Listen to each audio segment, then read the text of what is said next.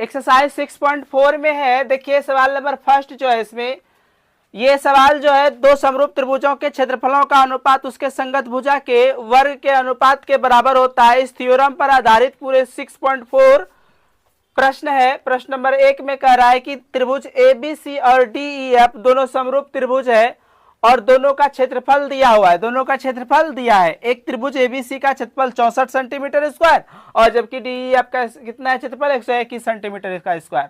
तो कहता है कि इसमें बीसी का वैल्यू क्या होगा, जबकि इसके संगत में जो त्रिभुज बने हुए हैं इसमें ईएफ का मान दिया हुआ है। तो चूंकि जान रहे हैं कि दोनों त्रिभुज क्या है, समरूप है, त्रिभुज एबीसी समरूप है डीईएफ के।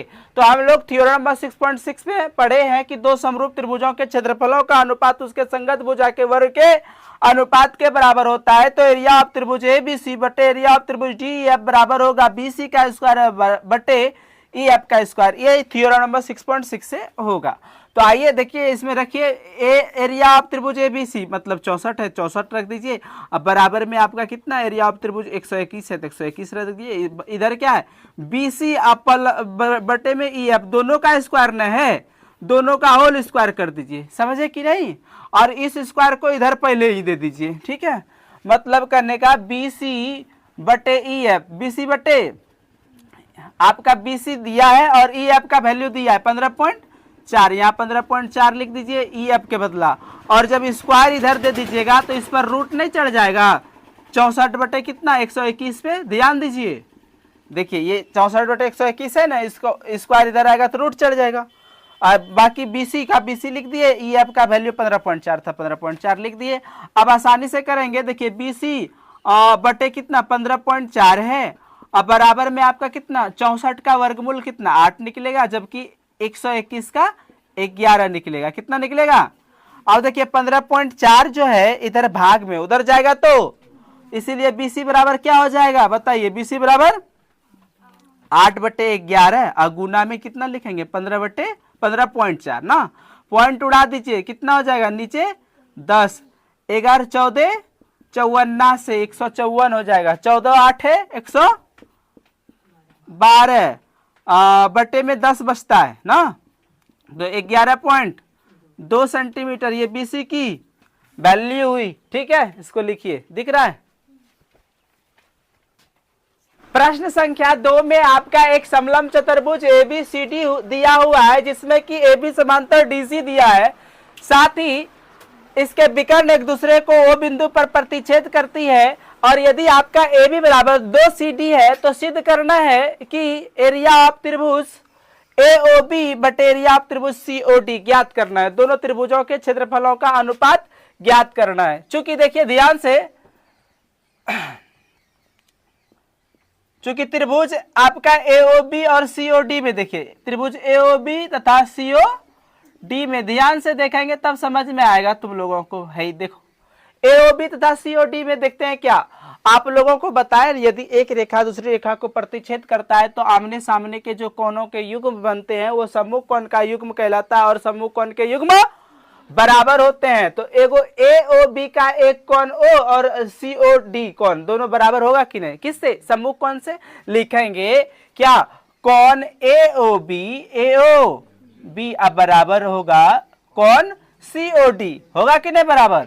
और यदि पूछे कैसे तो लिखना है सम्मुख कोण से। किससे, सम्मुख कोण से दोनों कोण बराबर होगा। और फिर देखिए ध्यान से, और आपने पढ़ा है दो समांतर रेखा को कोई तिर्यकछेदी रेखा प्रतिच्छेद करता है तो एकांतर कोण के युग्म, तो एकांतर कोण से कोण ये कोण इस कोण के बराबर होगा कि नहीं होगा। क्योंकि हम पहले से जानते हैं दिया हुआ प्रश्न में कि AB समांतर DC है, दिया ना। समांतर रेखा को कोई प्रतिच्छेदी रेखा काटती है तो एकांतर कोण के युग्म बराबर होते हैं। इसको नाम कैसे लिखेंगे कोण ABO, कोण ABO, कोण ABO बराबर होगा कोण CDO। कोण क्यों बराबर होगा भाई, अल्टरनेट एंगल है एकांतर कोण से, एकांतर कोण से बराबर होंगे। इसीलिए क्या कहोगे, इसीलिए कहोगे A समरूपता उपप्रमेय से, समरूपता उपप्रमेय से त्रिभुज का नाम त्रिभुज AOB समरूप हो जाएगा त्रिभुज अच्छा, दोनों त्रिभुज समरूप सिद्ध कर दिए। और अब थ्योरम नंबर 6.6 में हम पढ़े हैं कि समरूप त्रिभुजों के क्षेत्रफलों का अनुपात, तो एओबी समरूप सीओडी हो ना, समरूप त्रिभुजों के क्षेत्रफलों का अनुपात एरिया ऑफ त्रिभुज एओबी, एरिया ऑफ त्रिभुज एओबी अब बटे एरिया ऑफ त्रिभुज सीओडी बराबर कितना होता है, उसके संगत भुजा के वर्ग के अनुपात के बराबर होता है। तो एओबी का एक भुजा लिए बाबू ए बी, क्या लिए ए बी का स्क्वायर, अब बटे सीओडी का एक भुजा लिए सी डी, तो सी डी का स्क्वायर लिए, क्या लिए सी डी का स्क्वायर लिए। समझ रहे हो कि नहीं? तो देखिए इन दोनों का अनुपात ही पूछ रहा है, ध्यान से देखिएगा। एरिया ऑफ त्रिभुज एओबी लिखेंगे, एरिया ऑफ त्रिभुज एओबी बटे एरिया ऑफ त्रिभुज सीओडी। ध्यान से देखिए, आपका ए बी बराबर 2 सी डी है, ध्यान दीजिए, दिया है ना प्रश्न में कि ए बी बराबर 2 सी डी, तो ए बी के बदले 2 सी डी लिख सकते हैं, 2 सी डी अब बटे इसको सी डी का सी डी लिखेंगे, सी डी का स्क्वायर, समझ गए। इसको स्क्वायर ना करना पड़ेगा, चूंकि ए बी बराबर 2 सी डी, तो ए बी के बदला 2 सी डी रखे, स्क्वायर है तो स्क्वायर दिए। समझ रहे हैं कि नहीं? तो इसको थोड़ा ध्यान से देखिए, ये हो जाएगा कितना, 2 दूनी 4 सी डी स्क्वायर होगा, अरे 2 दूनी 4 सी डी का स्क्वायर बटे में सी डी का, तो सी डी स्क्वायर कट गया, नीचे में कुछ तो 1 बचा। दोनों त्रिभुज के क्षेत्रफलों का अनुपात कितना बचा, 4 अनुपात। समझ में आया? 4:1 होगा क्षेत्रफलों का अनुपात। लिखिए प्रश्न संख्या 3 में आपका देखिए, एक ही आधार BC पर एक त्रिभुज ABC और दूसरा त्रिभुज BDC है। एक ही आधार BC पर 2 त्रिभुज बने हैं और यदि कह रहा है कि AD रेखा जो है BC को O बिंदु पर प्रतिच्छेद करे, तो सिद्ध करने कहता है कि एरिया ऑफ त्रिभुज ABC मतलब ऊपर वाला का क्षेत्रफल बटे DBC निचला त्रिभुज का क्षेत्रफल बराबर होता है AO बटे DO। तो इन बातों को प्रूव करने के लिए रचना करेंगे। रचना में क्या किया देखिए, ए से AM लम डाल दिया, क्या किया रचना से, ए से AM लम डाल दिया किस पर, BC पर, तथा फिर क्या D से, किससे, D से DN लम डाल दिया BC पर डाला, BC पर डाला। इतना काम रचना से किया। अब देखिए क्या करेंगे, अब लिखेंगे हम लोग, ध्यान से देखिएगा, त्रिभुज AOM दिख रहा है सबको, त्रिभुज AOM तथा दूसरा त्रिभुज देखिए त्रिभुज DON में, DON में 2 त्रिभुज है। ध्यान से देखिएगा, दोनों में ले रहा हूं, तो दोनों में क्या, जब आप लोगों को 9th में पढ़ाए हैं क्या, यदि एक रेखा दूसरी रेखा को प्रतिच्छेद करे तो आमने सामने के कोण के युग्म बराबर होते हैं, और ये सम्मुख कोण के युग्म, दोनों त्रिभुज का एक एक कोण बराबर लिख सकते हैं कि नहीं, सम्मुख कोण से, किससे, सम्मुख कोण से। ध्यान याद दीजिए, लिखेंगे कोण आपका हो जाएगा AOM बराबर है कोण किसके, DON के बराबर है कि नहीं। ध्यान दीजिए सभी लोग यहाँ। अब और देखिए, दोनों में एक एक कोण 90 नहीं है, जब लम डाला तो दोनों का एक एक कोण 90 हो गया, तो क्या कहेंगे इसको, कोण, इसका नाम AMO, कोण AMO बराबर होगा कोण किसके, DNO के। DN क्यों बराबर होगा, समकोण से, समकोण से। तो आप लोग को बताए हैं, यदि एक त्रिभुज का 2 कोण दूसरे त्रिभुज के 2 कोण के बराबर हो जाए तो ए समरूपता उप प्रमेय से दोनों समरूप हो जाता है त्रिभुज। लिखेंगे इसीलिए क्या, ए समरूपता उप प्रमेय से, समरूपता उप प्रमेय से त्रिभुज AOM समरूप हो जाएगा त्रिभुज DON के। जब दोनों त्रिभुज समरूप, तो समरूप त्रिभुज की संगत भुजाएं समानुपाती होती है, तो समानुपाती करना भुजा। देखिएगा, एक भुजा लिए हम AM, क्या लिए AM, तो इस त्रिभुज का भी एक भुजा शीर्ष लंब वाला DN ले लेते हैं, क्या ले लेते हैं, AM बटे DN बराबर हो जाएगा, एक भुजा लिए इसका क्या AO, क्या लिए या OA, और इसका बटे में DO, AO ही लिखेंगे, ठीक है, और DO, AO बटे समरूप त्रिभुज के संगत भुजा समानुपाती होती है। चूंकि ये दोनों त्रिभुज को समरूप कर दिया इसीलिए इसकी भुजाएं समानुपाती। लिख सकते हैं कि नहीं? इक्वेशन फर्स्ट लिख देंगे इसको। क्या लिख देंगे इसको? Equation first. अब देखिए पुनः एरिया ऑफ त्रिभुज एबीसी का यदि बात करें, एरिया ऑफ त्रिभुज एबीसी तुम लोग को बताए हैं। एरिया ऑफ त्रिभुज एबीसी का मतलब क्या हुआ? एबीसी त्रिभुज का क्षेत्रफल। क्षेत्रफल क्या होता है त्रिभुज का? हाफ गुना आधार। एबीसी जो त्रिभुज है इसका आधार तो एक ही आधार बीसी न है, बीसी पर न टिका हुआ था। हाफ गुना आधार बीसी गुना शीर्षलंब। देखिए ए एम है ना, शीर्षलंब क्या है? ए एम है। और साथ ही साथ देखिए प्रूव्ड करने में बटे है दोनों का एरिया, तो इसीलिए इसके बटे में दूसरे त्रिभुज का भी एरिया ले लीजिए। कितना है? एरिया ऑफ त्रिभुज डीबीसी। एरिया ऑफ त्रिभुज तो डीबीसी का क्षेत्रफल बराबर क्या होता है? देखिए हाफ त्रिभुज का ना क्षेत्रफल लगाएंगे, आधार तो दोनों का एक के है, एक ही आधार बीसी पर, तो बीसी करें और गुना क्या? डी एन शीर्षलंब। और फिर बताइए कि बीसी से बीसी कट जाएगा, हाफ से हाफ कट जाएगा, आपका बचेगा क्या? एरिया ऑफ त्रिभुज A B C. Area of त्रिभुज ए बी सी बटे एरिया ऑफ त्रिभुज डी बी सी बराबरे बचा है ए एम बटे डी एन। जबकि आपको समीकरण एक में देखिए ए एम बटे डी एन का वैल्यू कितना दिया है, तो समीकरण एक से क्या लिख सकते हैं? ध्यान दीजिए, एरिया ऑफ त्रिभुज A B C. Area of त्रिभुज ए बी सी बटे एरिया ऑफ त्रिभुज डी बी सी। इसको लिख सकते हैं ए एम बटे डी एन को ए ओ बटे डी ओ, का कि दोनों बराबर न है, इसीलिए समीकरण एक से क्या लिख देंगे? ए ओ बटे डी ओ।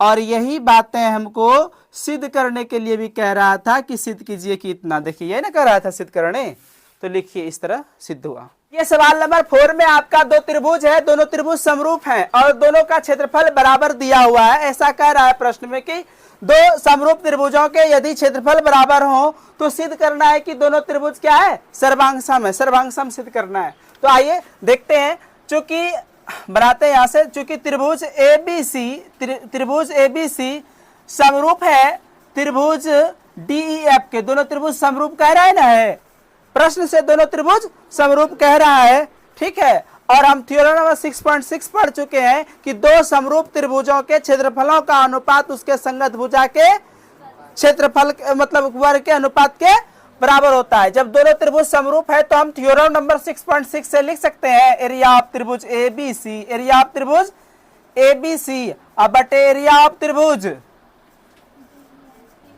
डीईएफ। अब बराबर में कितना लिख सकते हैं बताइए? तो मतलब संगत भुजाएं समानुपाती करेंगे। ए बी बटे संगत भुजा वर्ग का अनुपात न होता है, ए बी का स्क्वायर बटे डी का स्क्वायर। ए बी का स्क्वायर बटे, अब बराबर देखिए यदि भुजा फिर ए सी लिए तो ए सी का स्क्वायर बटे क्या बात है? डी एफ का स्क्वायर, ठीक है।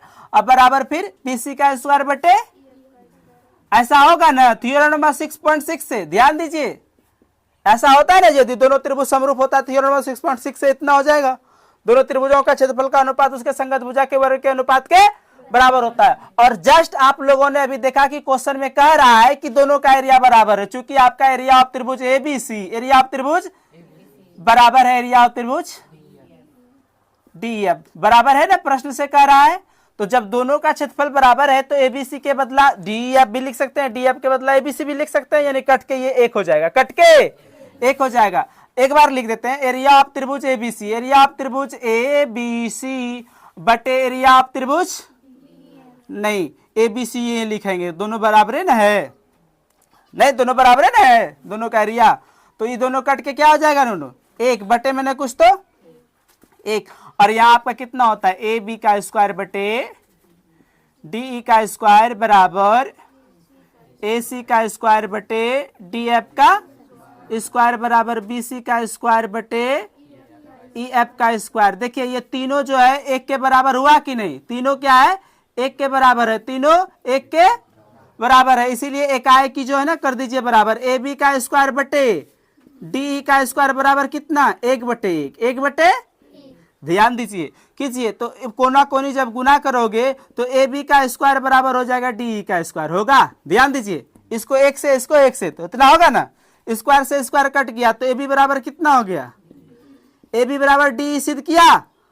अब फिर यदि आप ए सी स्क्वायर बटे डी एफ स्क्वायर बराबर 1/1 कीजिएगा, ए सी का स्क्वायर बटे डी एफ का स्क्वायर बराबर कितना 1/1, इसको भी गुना कीजिएगा तो ए सी बराबर डी एफ हो जाएगा, ए सी बराबर डी एफ। और इसी प्रकार फिर बी सी इसका स्क्वायर बटे ई एफ का स्क्वायर बराबर करना है कितना 1/1, तो ये भी कितना आ जाएगा बी सी बराबर ई एफ आएगा, बी सी बराबर ई एफ। अभी तुरंत तुम लोगों को समझाया, देखिए ध्यान से कि यदि एक त्रिभुज की तीनों भुजा दूसरे त्रिभुज के तीनों भुजा के बराबर हो जाए तो दोनों त्रिभुज सर्वांग सम होते हैं, और इस सर्वांग समता सत्य को एस एस एस सर्वांग समता सत्य कहते हैं।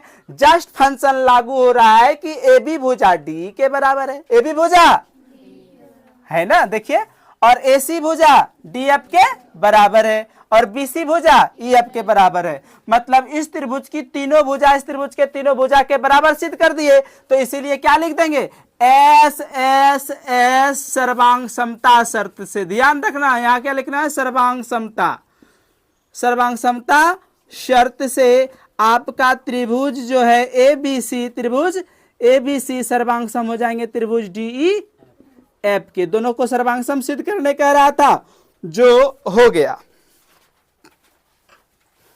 प्रश्न संख्या 5 में आपका त्रिभुज ए बी सी में देखिए ए बी का मध्य बिंदु डी और फिर बी सी का मध्य बिंदु ई और ए सी का मध्य बिंदु एफ है, और इन मध्य बिंदु से बनाने वाले जो त्रिभुज डी ई एफ है इसका क्षेत्रफल और त्रिभुज ए बी सी के क्षेत्रफलों का अनुपात ज्ञात करने के लिए कह रहा है इस सवाल में।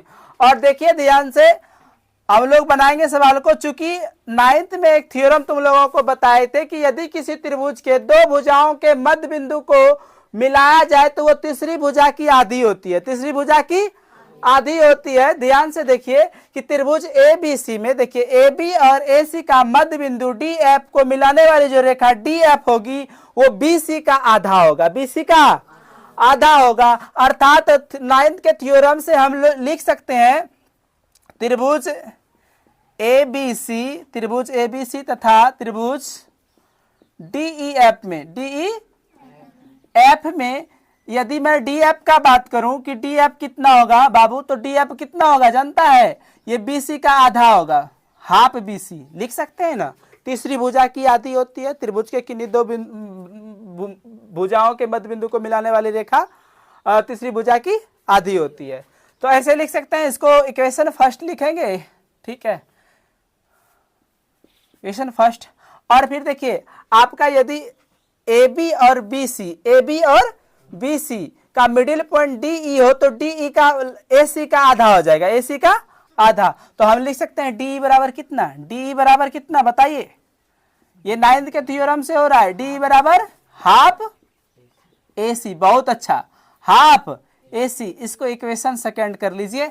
और उसी प्रकार फिर यदि ई एफ की बात करा जाए तो ए बी का आधा होगा, ई एफ की बात करा जाए तो ए बी का आधा होगा। तो आप क्या लिखेंगे, ई एफ बराबर क्या हो जाएगा, half A B, half A B. ये समीकरण थर्ड होगा, ठीक है।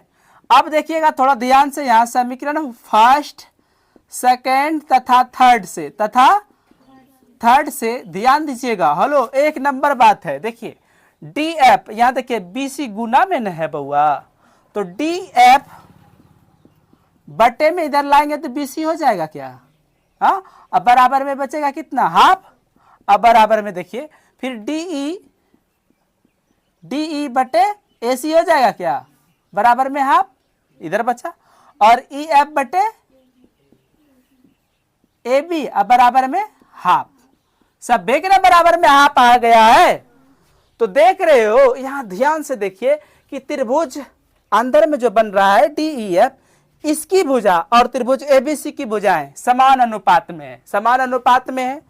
आपको पढ़ाए हैं थ्योरम नंबर 6.4 में, है ना, 6.4 में पढ़ाए हैं कि यदि एक त्रिभुज की भुजा दूसरे त्रिभुज के भुजा के समानुपाती होते हैं, ठीक है, तो दोनों त्रिभुज क्या होता है, समरूप होता है। तो देखिए आपका यहाँ डी एफ बटे बी सी, डी एफ बटे बी सी, और फिर डी ई बटे ए सी, डी ई बटे AC और EF बटे AB, मतलब अंदर वाला त्रिभुज की तीनों भुजा बाहर वाला त्रिभुज के तीनों भुजा के समान अनुपात में, हाफ अनुपात में आ रहा है, समानुपाती भुजा है। तो हम लिख सकते हैं कि नहीं, चूंकि त्रिभुज जो है आपका त्रिभुज ABC समरूप हो जाएगा, इसीलिए लिख ना दीजिए बढ़िया से ही SS, किससे दोनों, SS समरूपता शर्त से, समरूपता शर्त से त्रिभुज का नाम DEF, त्रिभुज DEF समरूप है त्रिभुज किसके,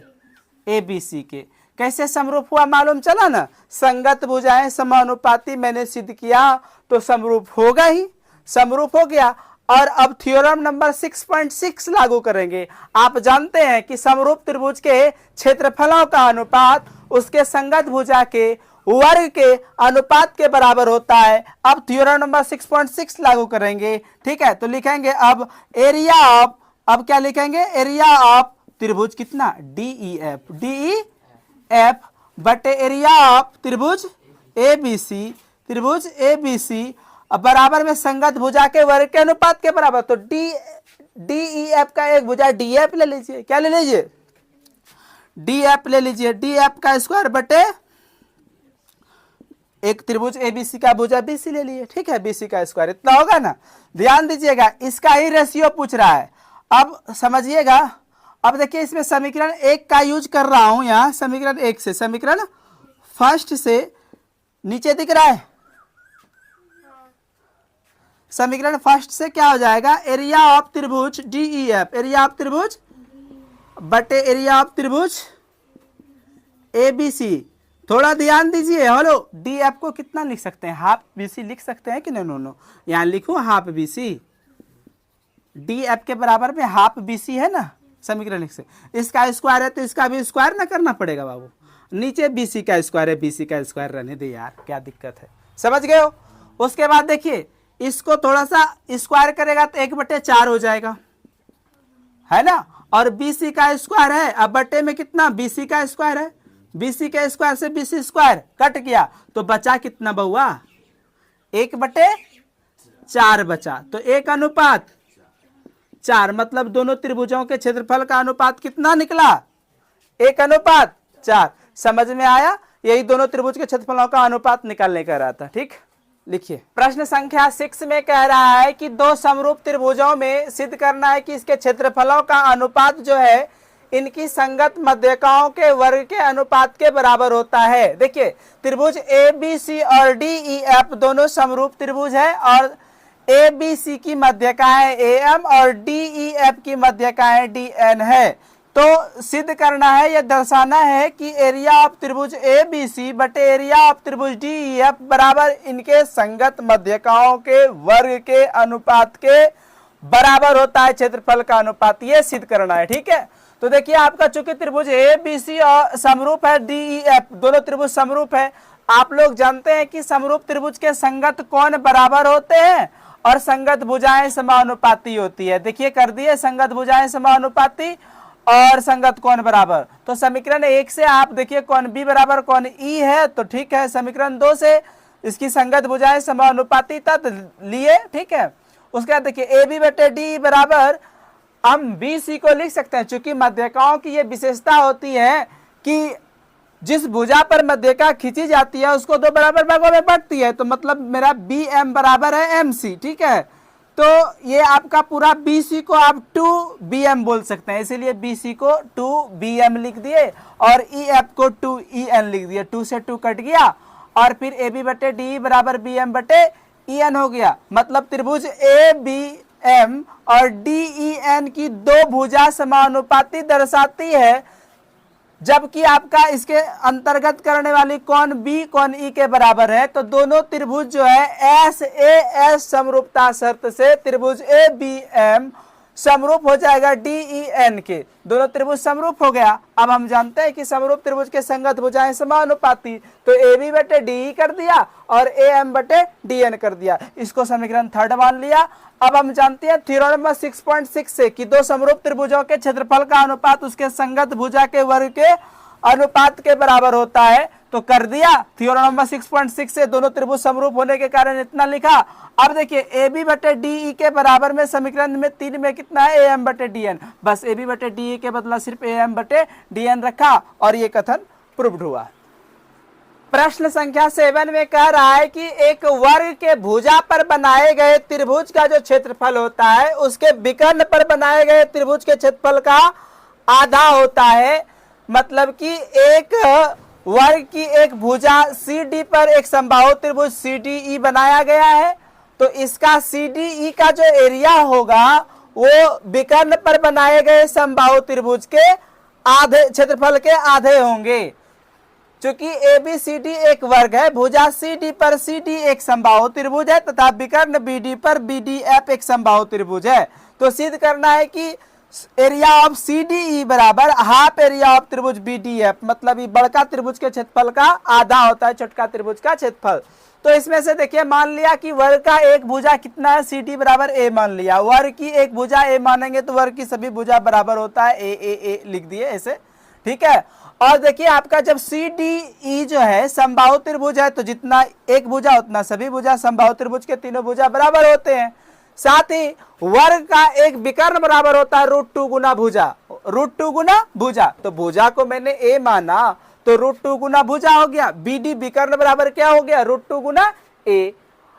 अब चूंकि हम लोग थ्योरी में पढ़े हैं कि सभी समबाहु त्रिभुज समरूप होते हैं, तो दोनों त्रिभुज तो समबाहु है, दोनों त्रिभुज समरूप हो जाएंगे। CDE और BDF दोनों त्रिभुज समरूप हो जाएंगे। और हम थ्योरम नंबर 6.6 में पढ़े हैं कि समरूप त्रिभुज के समरूप त्रिभुज में दो समरूप त्रिभुजों के क्षेत्रफलों का अनुपात जो होता है उसके संगत भुजा के वर्ग के अनुपात के बराबर होता है। थ्योरम नंबर 6.6 लगाया NCERT के अनुसार। तो एरिया ऑफ त्रिभुज CDE बटे एरिया ऑफ त्रिभुज BDF बराबर हो जाएगा CD एक भुजा लिए इसका CDE का CD और फिर BDF का एक भुजा लिए BD, ठीक है। दोनों के वर्ग का स्क्वायर का अनुपात कर दिया। CD का वैल्यू आपका A है तो A रख दिए और फिर BD का वैल्यू √2 A है तो √2 A का स्क्वायर कर दिए। फिर इसको लिखे एरिया ऑफ त्रिभुज CDE बटे एरिया ऑफ त्रिभुज BDF बराबर A का स्क्वायर था, √2 का स्क्वायर करेंगे तो 2 होगा और A का स्क्वायर A स्क्वायर से A स्क्वायर कट गया, यहाँ बचा हाफ। ये देखिए इधर भाग में उधर जाएगा तो गुना में बचेगा क्या, एरिया ऑफ त्रिभुज CDE बराबर हो जाएगा हाफ एरिया ऑफ त्रिभुज BDF। यही प्रूव्ड करना था, हो गया। देखिए प्रश्न संख्या 8, 9 दो ऑब्जेक्टिव टाइप प्रश्न है। देखिए इसमें कह रहा है कि एक दो समबाहु त्रिभुज है, समबाहु त्रिभुज ABC है और ABC के मध्य बिंदु में D है और BDE भी समबाहु त्रिभुज है, दोनों समबाहु त्रिभुज हैं। तो इसमें दोनों त्रिभुजों के क्षेत्रफलों का अनुपात पूछता है, दोनों त्रिभुजों के क्षेत्रफल का अनुपात क्या होगा।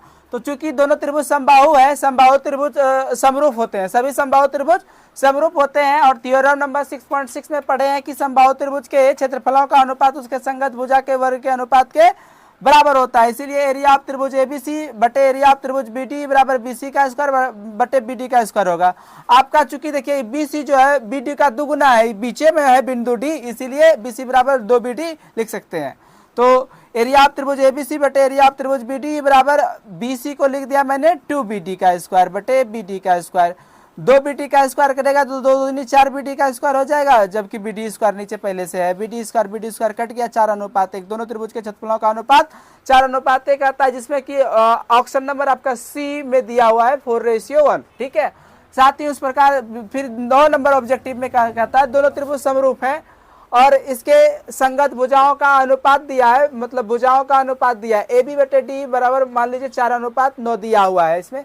तो कहता है क्षेत्रफलों का अनुपात क्या होता है। हम जानते हैं समरूप त्रिभुज के क्षेत्रफलों का अनुपात उसके संगत भुजा के वर्गों के अनुपात के बराबर होता है। तो दोनों का वर्ग कर दिया, 4 चौके 16 बटे 9 में 81, मतलब कि क्षेत्रफलों का अनुपात जो होगा 16:81 होगा।